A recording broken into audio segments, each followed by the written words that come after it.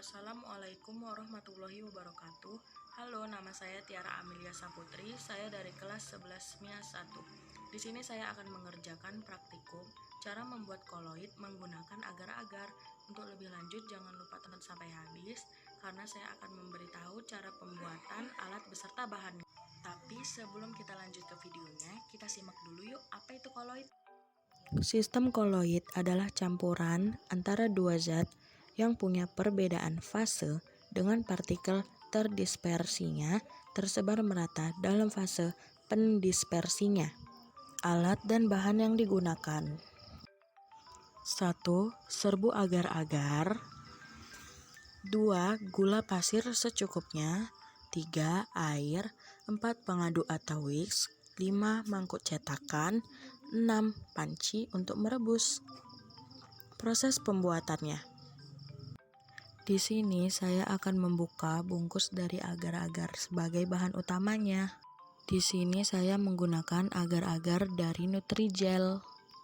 Jangan lupa masukkan gula pasir dan air sesuai dengan petunjuk. Saya memasukkan sekitar 3 gelas air sesuai dengan resep. Jangan lupa diaduk sebelum dinaikkan ke atas kompor agar tidak gosong di bagian bawahnya. Jika sudah rata, langsung saja hidupkan api kompor dan aduk-aduk lagi. Dalam pembuatan agar-agar harus sering diaduk agar ketika mendidih dia tidak meluap keluar dan juga dia tidak mengental di bagian bawahnya. Di sini video saya percepat agar terlihat proses saat agar-agarnya sedang mendidih. Jika agar-agar sudah mendidih, itu menandakan agar-agar siap untuk diangkat. Setelah mendidih, diamkan beberapa saat dan langsung masukkan ke dalam cetakan agar dia tidak membeku di panci untuk merebus tadi.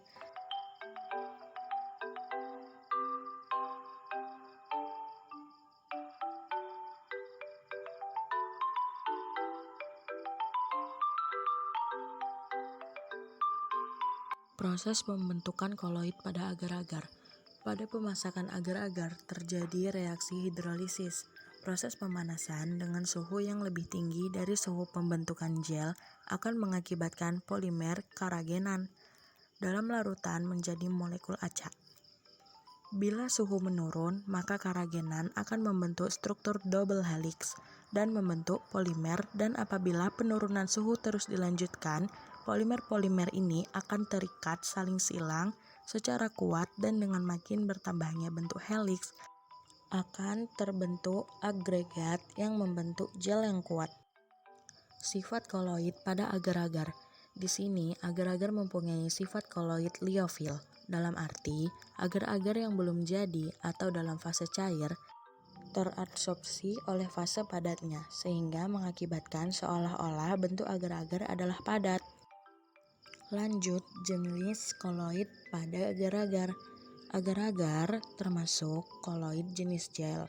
Gel merupakan jenis koloid yang terbentuk dari campuran zat padat dan zat cair.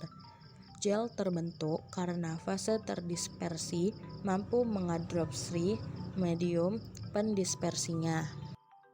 Nah, mengapa agar-agar disebut koloid? Agar-agar disebut koloid karena dalam proses pembuatannya terbentuk struktur gel yang tercipta karena ketika dipanaskan di dalam air, molekul agar-agar dan air bergerak bebas. Kemudian saat didinginkan, molekul-molekul agar-agar merapat satu sama lain, memadat dan membentuk kisi-kisi yang mengurung molekul-molekul air. Sehingga terbentuklah sistem koloid padat dan cair.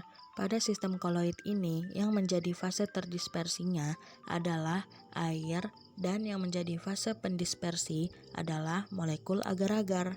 Sekian video praktikum dari saya. Wassalamualaikum warahmatullahi wabarakatuh.